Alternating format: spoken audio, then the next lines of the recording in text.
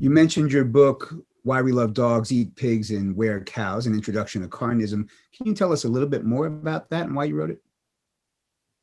Yeah, I wrote that. That was based on my doctoral dissertation on the psychology of eating animals, the psychology of carnism. And it was my doctoral research that led me to identify the system that I then came to call carnism, and to deconstruct that system. And so Why We Love Dogs, I wrote 10 years ago. The 10th anniversary edition came out in 2020. And it was basically a presentation of this theory. It's not written in academies, of course. It's written for a lay audience. What should you do if you want to eat a vegan diet and your partner or family doesn't?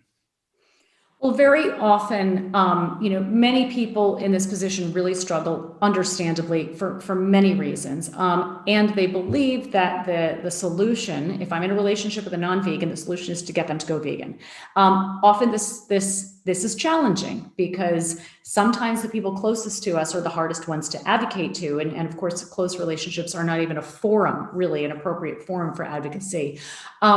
What many vegans find is that when they ask people in their lives to go vegan, they get resistance. People often don't want to be asked to change. When they ask people, nevertheless, to become vegan, what I call vegan allies, they receive much less resistance. And this can really be a game changer for the relationship. So a vegan ally is a supporter of veganism and of vegans, even though they're not fully vegan themselves.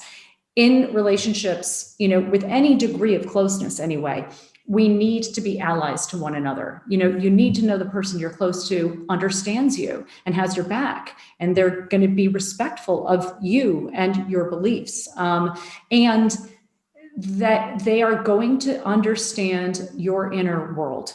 It's impossible to have a truly connected relationship with someone if that other person doesn't really understand, to some degree, your inner world. And many vegans move through the world feeling very invisible and very frustrated, particularly in their closer relationships, because their experience is unseen.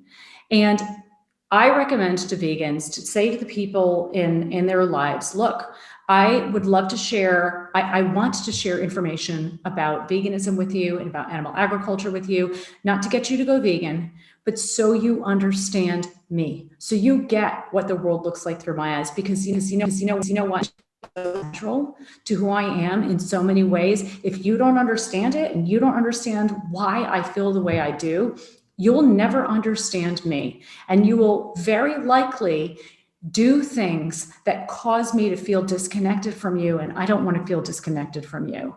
And so many vegans find that when the people in their lives become allies, supporters, I get it, hey, I'm not there myself, but I get you, I respect you for what you're doing, this can be a game changer for relationships.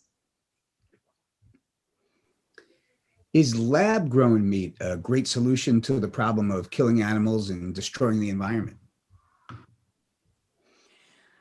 Well, often people who are advocating veganism believe that we've got to change people's attitudes. We've got to make people, get people to make the connection, see what's happening to the animals and the environments, and be motivated for purely ethical reasons. But these arguments, or I should say approaches, they don't speak to many people. There are many people, I should say, that they don't speak to.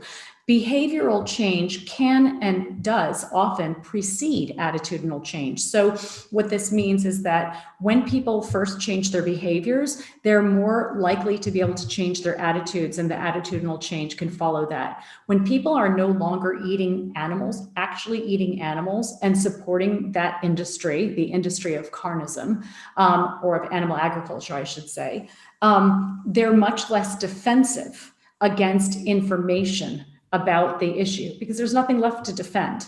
So anything that we can do to get people to reduce their consumption of animals, I think, is a step in the right direction, as long as obviously this new behavior doesn't cause new victims or other victims.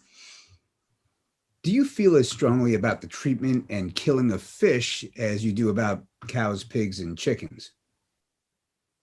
I don't think the issue is really as much a matter of feeling as much as it's a matter of like, what strategically can we do to reduce harm as much as possible? I mean, this is, carnism is, it's a catastrophe. I mean, it's an ethical, it's an ecological, and it is an absolute catastrophe. And my question is always, what can we do to reduce the harm as much as possible, as quickly as possible? Obviously, ethically.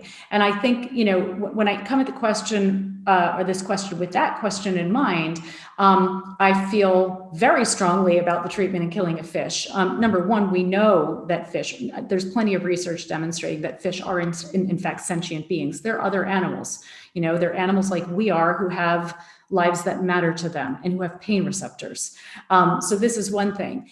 Also, when we think about what we can do to do less harm, eating fewer of the animals who are consumed in larger quantities is often a more effective means to reducing harm. So, for example, if we, the average non-vegan consumes far more chickens and probably far more fish, individual fish, maybe I should say fishes, in a year than they do cows, because cows are much larger animals. It takes, one animal to feed a non-vegan for, I don't know how long it is, like a month or so, 2 months, where multiple fish, you could easily eat 5 fish a week or 10 fish or fishes a week.